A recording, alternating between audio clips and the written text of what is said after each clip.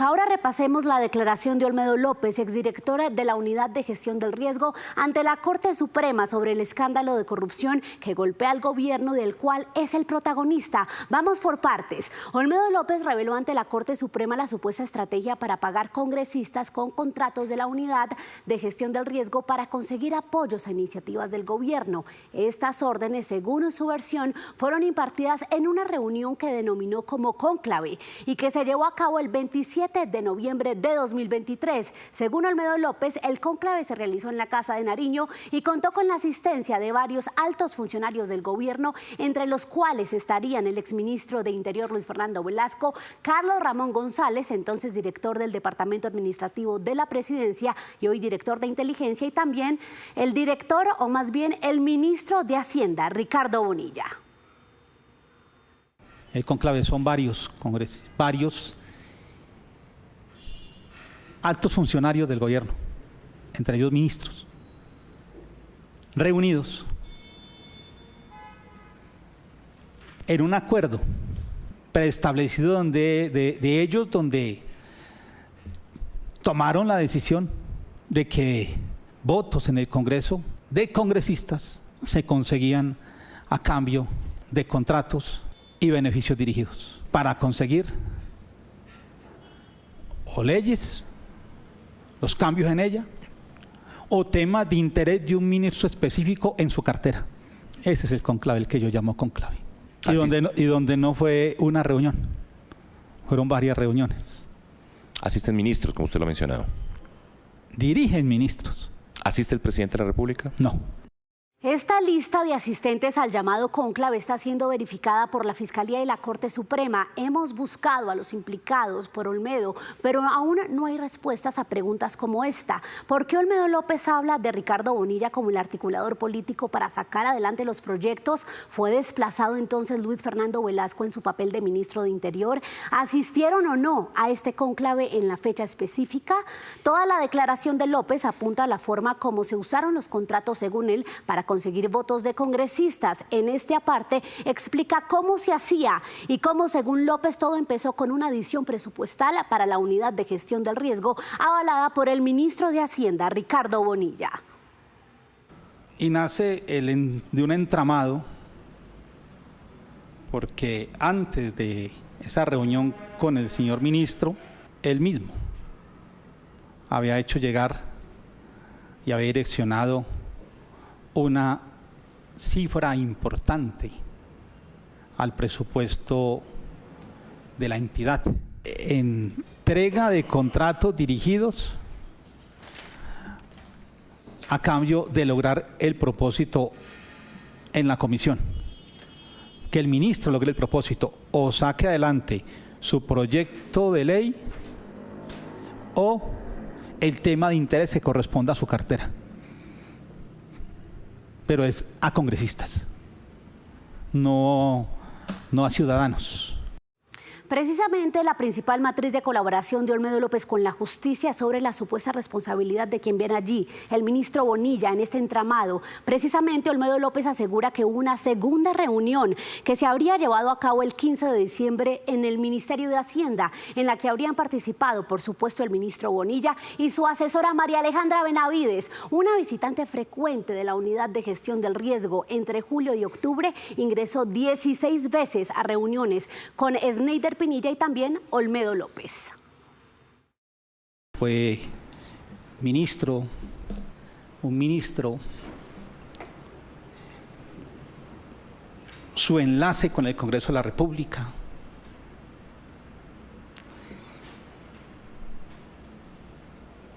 una congresista plasmando en un documento los nombres de sus colegas que se beneficiarían con contratos cercanos a 92.000 millones de pesos.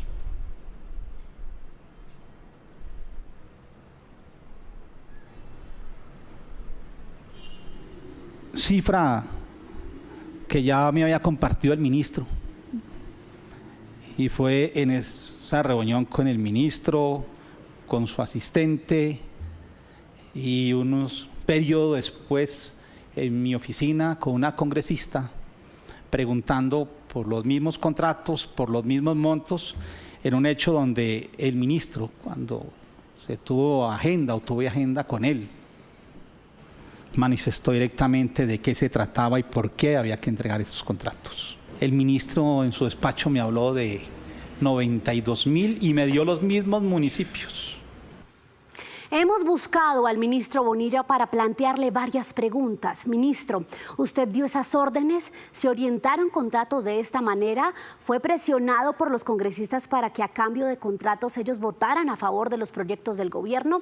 Pues aún no hay respuestas, pero la arista del Congreso es solo una parte de la declaración de López. La otra está relacionada con el ELN. El exdirector de la Unidad de Gestión del Riesgo aseguró que miembros del alto gobierno le ordenaron direccionar algunos contratos para financiar a este grupo ilegal, al parecer para salvar la negociación con este alto mando. Olmedo López menciona en esta parte del entramado la presunta mediación de la representante a la Cámara por Arauca, Karen Manrique. El nombre que dice ese papel que le mostré a la Fiscalía y que reza en el resumen de mi declaración, ya en la declaración, en el interrogatorio, es el ELN.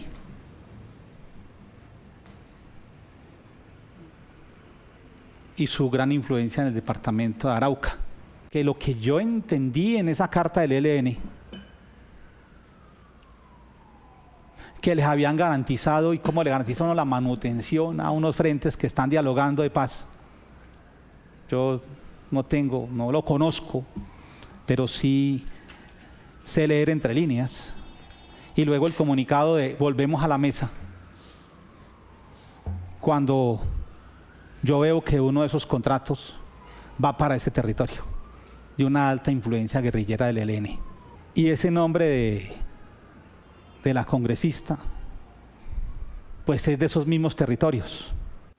Sobre este tema, la congresista Manrique dijo hoy a través de su cuenta de X que Olmedo López miente. Su desespero para ser acogido por un buen acuerdo con la Fiscalía lo está llevando a actuar errónea y malintencionadamente. Estoy segura, dice Manrique, que la justicia actuará en favor de la verdad. Hoy también hablamos con Iván Cepeda, senador del Pacto Histórico, integrante de la mesa de negociación con el ELN en Noticias Caracol Ahora. Y también se refirió a esto dicho por López y manifestó que en el proceso no se han hecho trueques y que las declaraciones de López son falsas. Nuestra delegación no tiene nada que ver, ni los diálogos que hemos llevado a cabo en la mesa con el ELN, con ninguna clase de manejos delincuenciales o turbios del señor Olmedo López.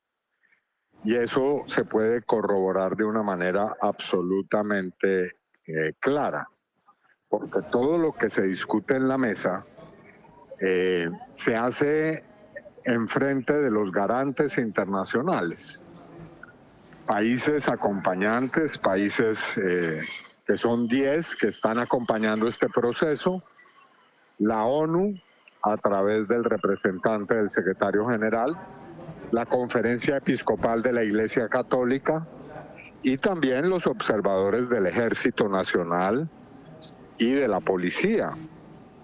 El presidente Petro acaba de decir en un mensaje en su cuenta de X que también de la delegación pues hacen parte personas que son de la oposición política. Entonces no existe ninguna posibilidad de que en la mesa haya manejos de relaciones, pactos secretos o turbios. Eso está absolutamente fuera de cualquier posibilidad. Así que nosotros no tenemos nada que ocultar en esta materia y será el señor Olmedo López el que tenga que responder por sus afirmaciones, que son, como lo hemos podido ver en el informe que ustedes presentaron en Caracol, pues un conjunto de inferencias temerarias. Sobre este punto del ELN, Noticias Caracol habló con otras personas cercanas e integrantes de la mesa de diálogo que aseguran, tal y como lo dice el comunicado del equipo negociador, que desconocían cualquier intención de otorgar contratos para beneficiar a este grupo ilegal. Sin embargo, estas personas también dicen desconocer el proceder de la congresista Karen Manrique y ninguno se atrevió a defenderla. 1:53. Vamos ahora a ver el comportamiento en el Congreso de los 6 legisladores mencionados por Olmedo López en el ventilador que encendió ante la Corte. Iniciamos con ella.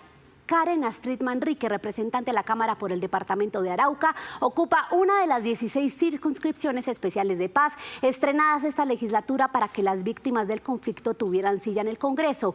Y su comisión es la tercera. Siempre ha respaldado los proyectos del gobierno, apoyó la reforma a la salud y también la reforma pensional.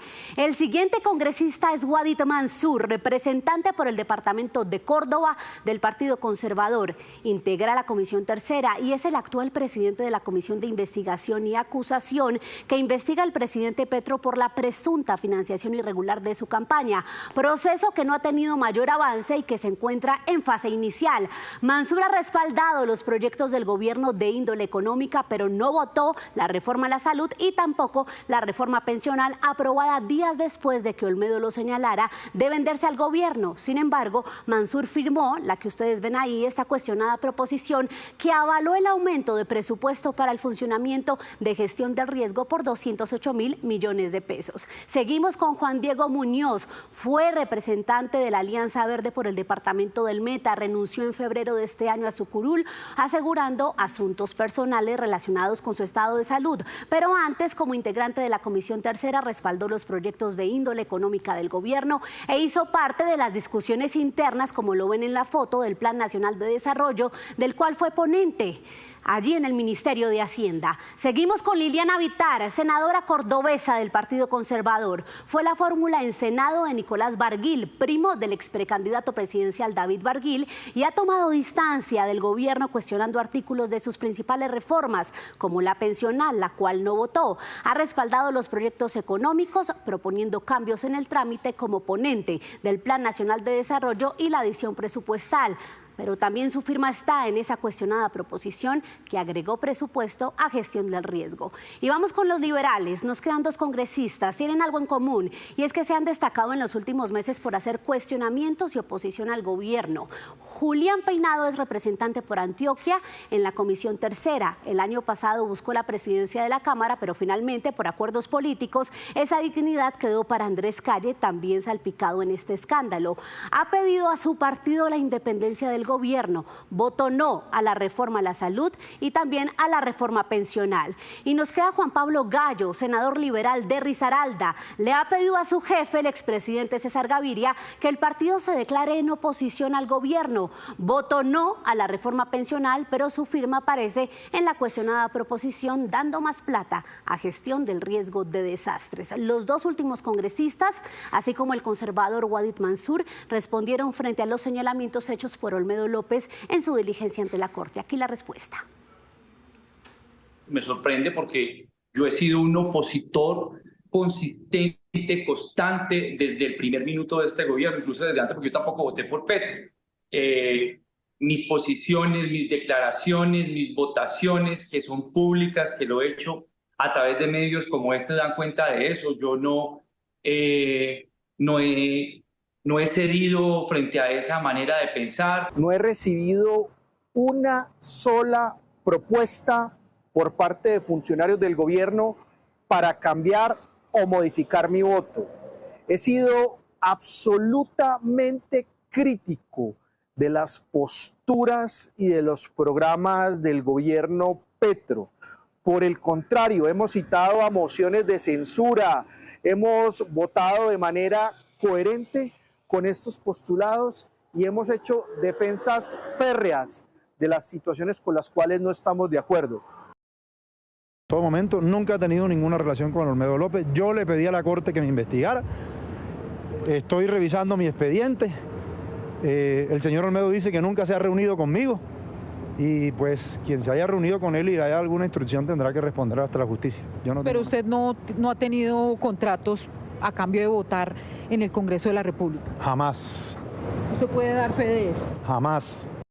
La respuesta de solo 3 de ellos. Sin embargo, la actividad de al menos 5 de los congresistas mencionados por Olmedo López no se limita a la actividad frente a las reformas o proyectos del gobierno. También pertenecen a otra importante comisión de la que poco se conoce, pero que juega un papel fundamental en materia económica. Es esta. Es la Comisión Interparlamentaria de Crédito Público. Aquí les vamos a contar cómo funciona y qué hacen sus miembros. Más allá de quiénes son, a qué partido político pertenecen y cómo han votado los proyectos del gobierno, hay otra circunstancia en la cual coinciden por lo menos 5 de los 6 congresistas mencionados por Olmedo López. UNGRD. ¿Quién hace el nombramiento suyo? Hacen parte de la Comisión Interparlamentaria de Crédito Público del Congreso, integrada por 6 legisladores, 13 representantes a la Cámara y 3 senadores. Todos, por ley, deben pertenecer a la Comisión Tercera de Hacienda y Crédito Público de esas corporaciones, que es la encargada de los temas económicos. Esta célula es la que da el visto bueno a todos los créditos internacionales a los cuales accede el gobierno. Debaten a puerta cerrada y siempre con la presencia del ministro de Hacienda. El congresista Julián Peinado fue seleccionado por la Cámara de Representantes para integrar esta comisión el 8 de agosto del 2022. Sí, juro. 2 meses después, la Comisión Tercera del Senado eligió a la senadora conservadora Liliana Vittar. La senadora Liliana Vittar. Un año después, el 2 de agosto del 2023, la Cámara tuvo que elegir 2 nuevos integrantes para la Comisión Interparlamentaria de Crédito Público, luego de que renunciaran 2 congresistas. Los seleccionados fueron Wadid Mansur, Doctor Wadid Mansur y doctor Juan Diego. Y Juan Diego Muñoz, que meses después de renunció a su curul en el Congreso por problemas de salud. Sí, juro, sí. El último congresista mencionado por Olmedo López que ingresó a esta comisión fue Juan Pablo Gallo el 28 de noviembre del 2023. Lo hizo para reemplazar al senador Mauricio Gómez Amín. En los últimos meses, esta comisión ha dado luz verde para que el gobierno adquiera millonarios créditos con bancos internacionales, como este empréstito con un banco europeo por 150 millones de euros, que según esta resolución recibió luz verde por parte de la comisión el 12 de diciembre del 2023, es decir, 16 días después del primer conclave que según Olmedo López se había dado en la Casa de Nariño con la participación de varios ministros. Recursos que según la resolución fueron destinados a inversiones directas en programas sociales y obras en diferentes departamentos.